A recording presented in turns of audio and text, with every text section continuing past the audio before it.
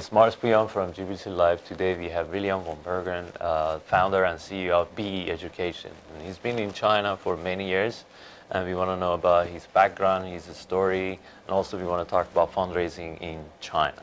William, thank you so much for being here. Cool, Mars, thanks very much for having me. You're welcome. So I first came to China in 2003 in the middle of SARS, when plane tickets were very cheap. So I got a one-way plane ticket because I had virtually no startup capital, and started off for 2 years in Guangzhou and helping kids to go study overseas at the top schools and universities in UK and USA. And then we started to do summer courses to give kids a sort of experience of what it's like to live and study overseas for a couple of weeks during the summer holidays. So we started to work with Eton and other top schools to give them a really great experience. And then I moved up to Beijing to set up the office up there. So back in I think 2005-06, moved up to Beijing. Spent 2 years in Beijing setting up the office there, then came down to Shanghai, and then we started to do training centers as well to help the kids improve and build up the level before they go overseas, to help them not just go to the top schools, but to do well when they get there.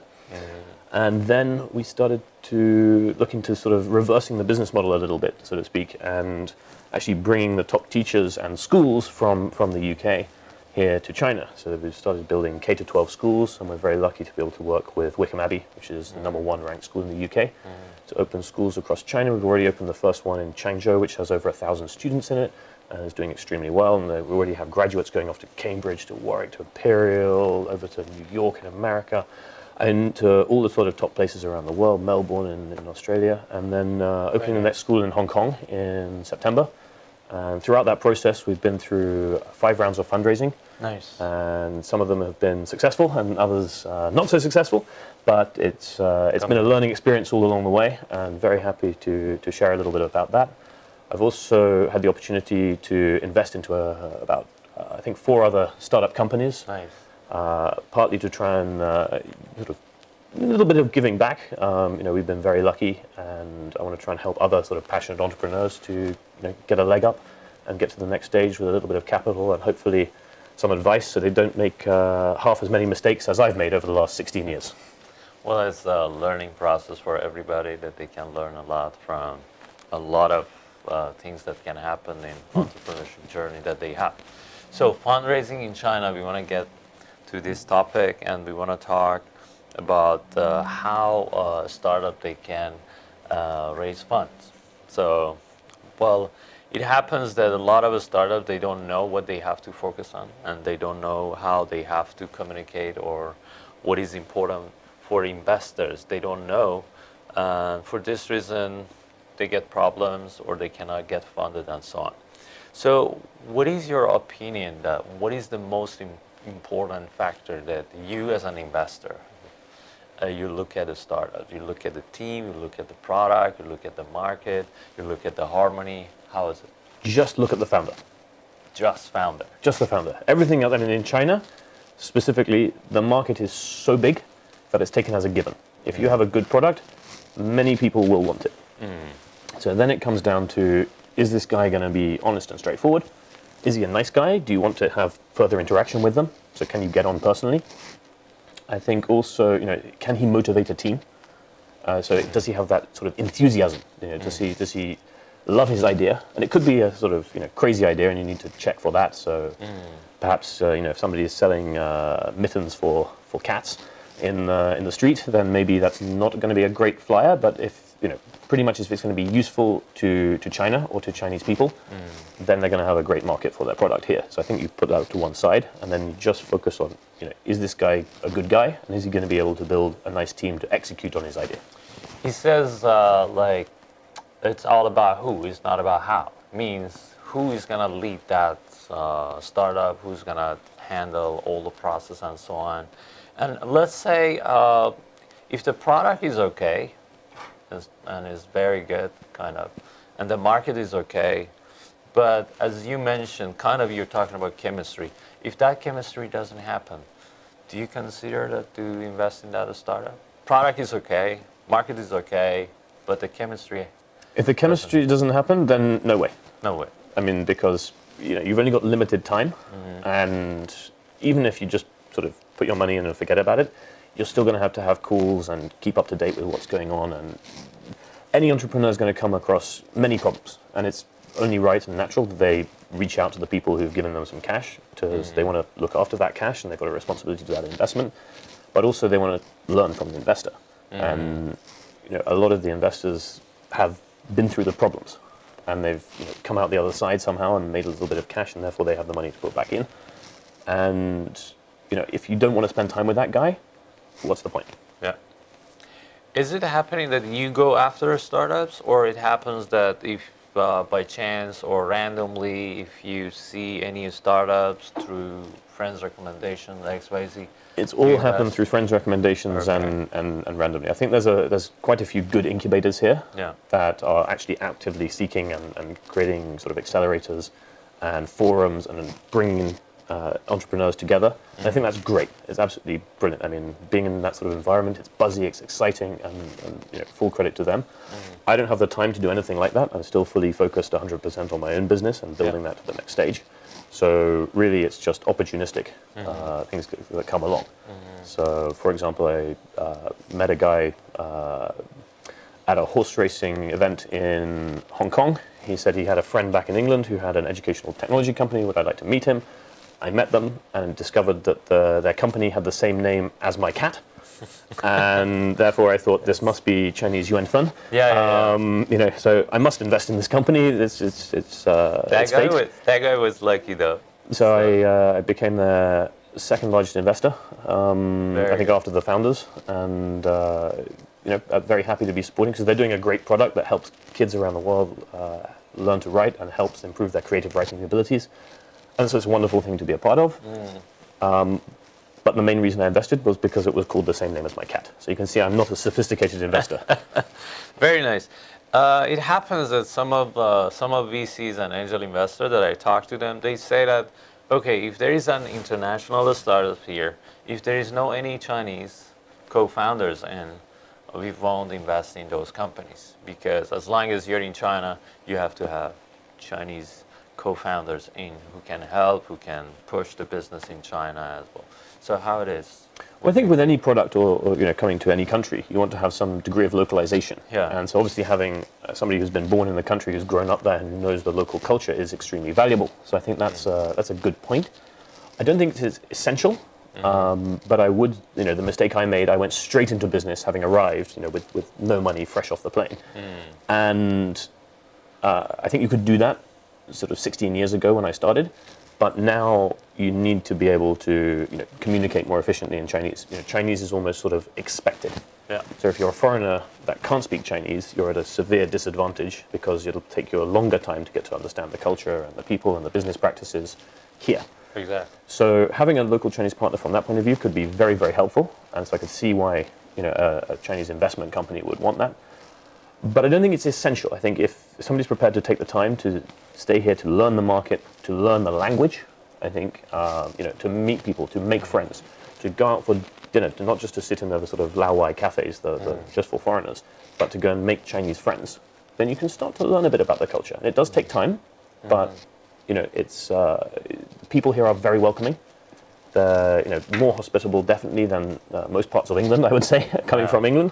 It's very rare that somebody will meet you off the plane and invite you to give you a ride in their car to town. That happens all the time in China. You'll be as a guest, a foreign sort of visitor, you get invited to dinners, and I think more so in the third tier cities are the places to go. Potentially the places that are more blue sea. Whereas in Shanghai, you're a foreigner, you're one in a million people. There's a million other foreigners here in Shanghai. But you go to Changzhou, a city in Jiangsu, 5 million people, great industry and infrastructure, local people and everything, but there's maybe only 1,000 foreign people.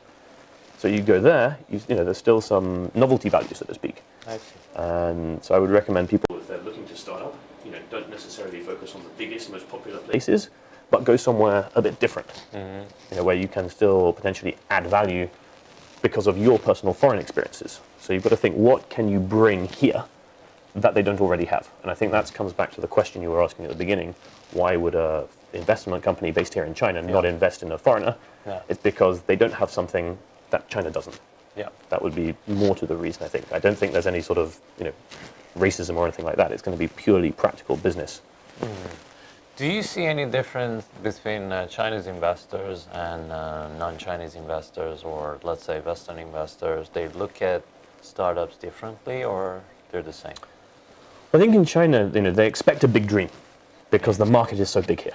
You go to a country overseas and the market is, bar the USA, much smaller in any country in the world than China. So I think foreigners coming here don't realize just how big the place is. I mean, it's the size of Europe geographically, and it's got more people than Europe. Yeah. So it's when you're thinking about that, it's not you're going to Beijing. If you're from Shanghai, it would be like you're London, you're going to Rome.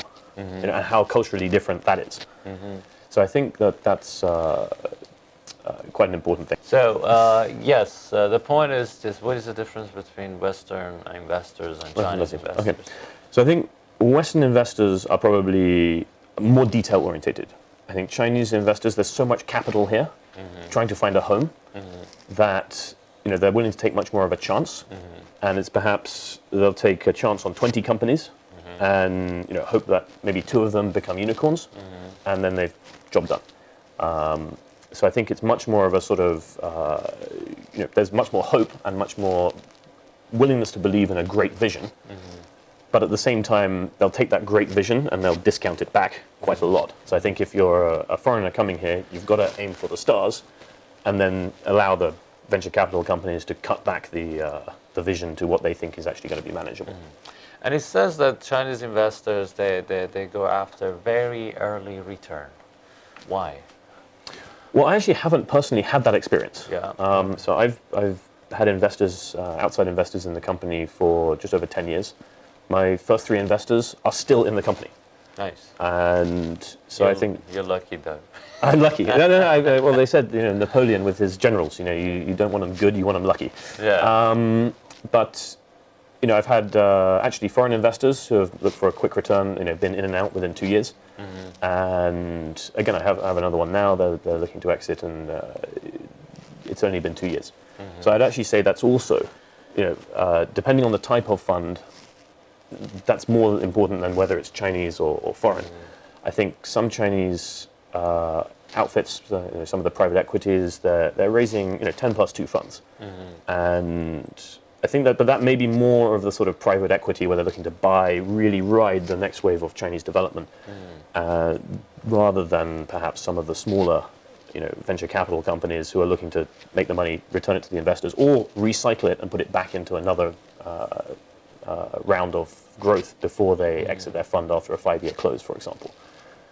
So the market is so big, there are so many different types of investors, and there's so much capital here that you do have to be quite careful of who you're getting to invest, and you've got to work out, what's the investor's aim?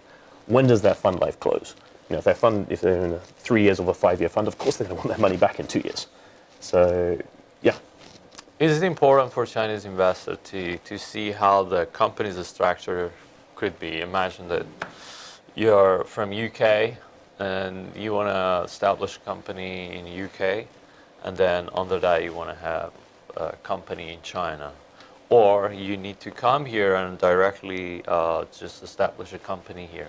Which is better, and Chinese investors, what they prefer? Would very simply depend on whether it's an RMB fund or whether it's a US dollar fund. If it's a US dollar fund, of course, they want an outside entity that maybe has a standard Sino Corp structure. So, a BVI or a Cayman over a Hong Kong company invested into China with a WFI, and then maybe a variable interest equity structure if they're working in a limited or restricted enterprise that's only Chinese people, so there must be nominee shareholders who are Chinese.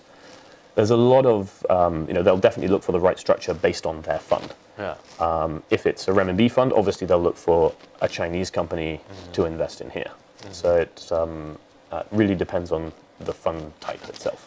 Yeah, is Chinese investor, they are willing to invest in companies out of China, or they're okay to invest in foreign companies in China? Well, I think both. I mean, but it really depends on government policy. I mean, a lot of China, sort of follows the government direction, quite rightly, because it's like if you go with the government direction, it's like swimming downstream as opposed to swimming upstream. So if the government is saying, right, let's go out and invest in football clubs overseas, people will go out and buy football clubs overseas. If they're saying don't invest in football clubs overseas, people will stop investing in football clubs overseas. It's very simple. So I think that's part of it. No, I mean, either Chinese investor, they would like to invest in foreign companies out of China or foreign companies in China, like international startups. That was the question. Okay. So I think international startups, I mean, again, there's going to be, because they're coming from outside and they don't understand the local culture perhaps so well as a Chinese company or a Chinese person, obviously it'll be a harder ask. But if they've got a good idea and something that's going to fit China and add value to either China or Chinese people, then absolutely people will invest in it. Yeah, awesome. How do you see the investment trend in China in this year, 2019? I mean, I think it's very hard to predict 2019 based on the fact we're still in January. Yeah. But I think, again, there's still a vast amount of capital here trying to find a home. Yeah. It depends on the industry. I think that you saw in 2018, the official statistics have just come out, and it's a slower percentage growth than the year before. But you've got to think of this in terms 6.5% growth in an economy the size of China's. Yeah. I mean, if you told America that they're going to grow at 6.5% this year, they'd have a massive party in the streets. Yeah. You know, and compared to 20 years ago, you know, if you look at actually the total growth in the economy, as opposed to just the percentage, it's still huge. So there's still more opportunities being created. There's more jobs being created. There's more demand being created. Exactly. And so I'm actually, you know, when people say, "Hey, we're growing at 6.5%," oh, it's getting slow. Or I'm like, wow, you know, it's just so big. Yeah. So I think that there's, you know, maybe people will be a little bit more cautious and start to do more due diligence, perhaps, with that as a backdrop. And it's the market sentiment and it's the market feeling that's more important often with investments. So if people feel the market is going up, people want to invest and take part of that. So I think, but in terms of rational investing, then, hey, the market's getting bigger. So if the product's good, there's going to be huge markets. The development, again, of the third-tier cities in this country, it's going to be huge. Yeah. So how do you see the trend of entrepreneurship? Because like entrepreneurship concept has been in Silicon Valley since 50 years ago, and here in China it's around 8 to 10 years. So, and it went up a lot. I mean, got very hot. So like since 3 years ago, how do you see this trend? Where it goes? Is it going up, or is it going to be steady, or how would it be? Or well, from my point of view, I think it all depends on the opportunity cost. Yeah. So I think if actually, I mean, you did have a lot of entrepreneurship in China starting in the 1980s and 1990s, and a lot of those people, you know, because they were the first ones doing it and they were the first ones to take a risk, you know, a lot of it failed, but a lot of them then became, you know, the now richest guys in the country. Going forwards, again, back to the opportunity cost, back then the opportunity cost was becoming a farmer. So a lot of people wanted to take the risk. Now there's a lot of stable jobs. You know, you can earn good money doing an office job in Shanghai. So maybe that opportunity cost has gone down a bit, but that's probably counterbalanced by the fact that you've got you know, the people coming up and going to the workforce now. They're born under the one-child policy. They've got 2 parents and 4 grandparents still supporting them. You know, they've got 20 years before they have to start supporting those 2 grandparents and 4 grandparents and 2 parents. So it's going to flip round. But at the moment, they've got a lot of support, so they can, you know, still have enough money to eat and start a company. So I think that that's going to continue to grow, and people will continue to want to try something for themselves. And I think that, you know, just in China, there's a lot of creativity.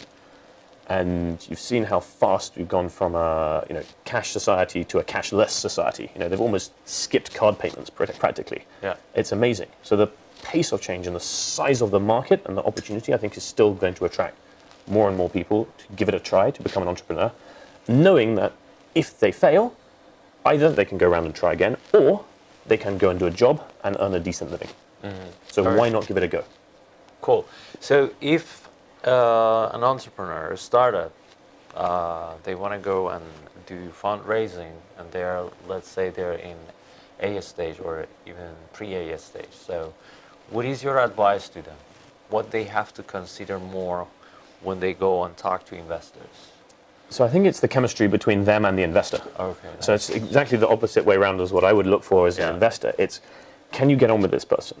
are they going to be supportive? And I've made a couple of big mistakes with taking on investors that I thought were going to be nice and kind, and maybe that's for my own reasons, but the chemistry just wasn't there, and went south very quickly, and it's a huge pain in the ass to try and correct and get out of, and then when you've got somebody that's not being supportive and who's trying to get in your way and cause you problems on a day-to-day basis, when you're trying to run a business and to work 18 hours a day to get things done, to grow the business, to make sure that you're paying the staff at the end of every month, then it's pretty tricky to also have have another battle going on. You just don't need it. So even if the valuation was lower, take the people who are going to be the best fit.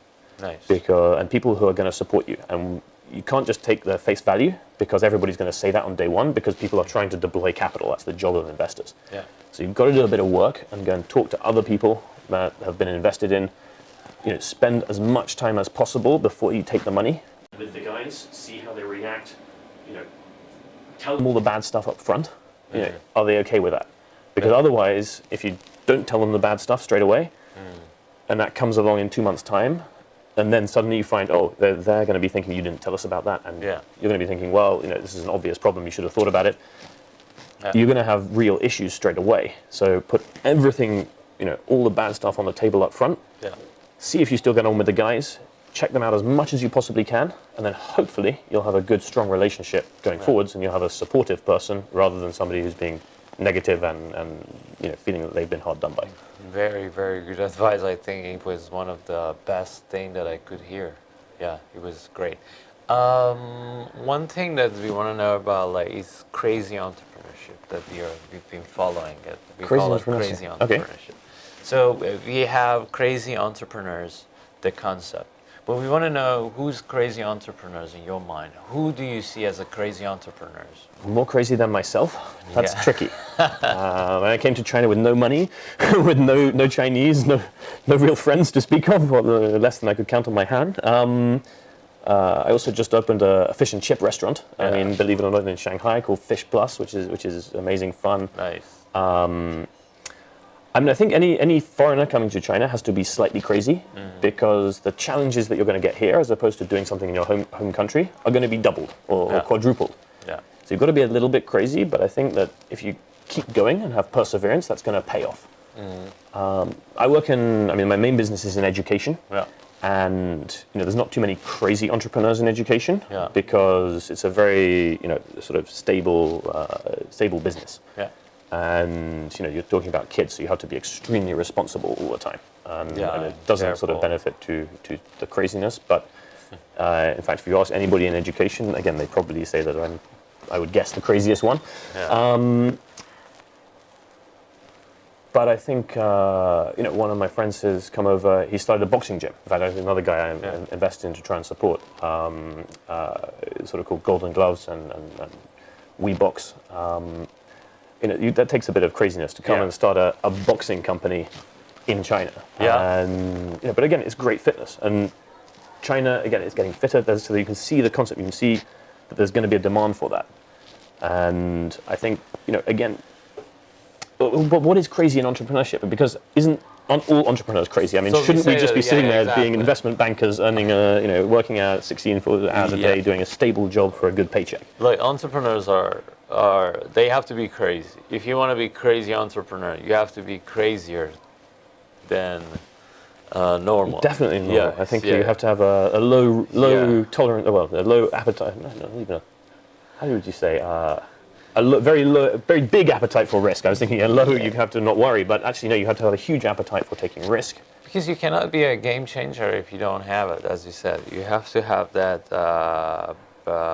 And what do you need for being an entrepreneur? You need passion. You need perseverance. Yeah. The ability to keep going when everything's terrible. You have to be very positive. You have to be. Actually, there's a good load of P's there. Yeah. Passion, positivity, perseverance. What other P's can we come up with? All P's. It's very nice. Could come up with another P, but that's probably not appropriate. Anyway, thank you so much, William. It was awesome talking to you, and I hope that we can have you here in our session again. Cool. Nice. Thank you very much. Awesome. That was Cheers. an awesome time.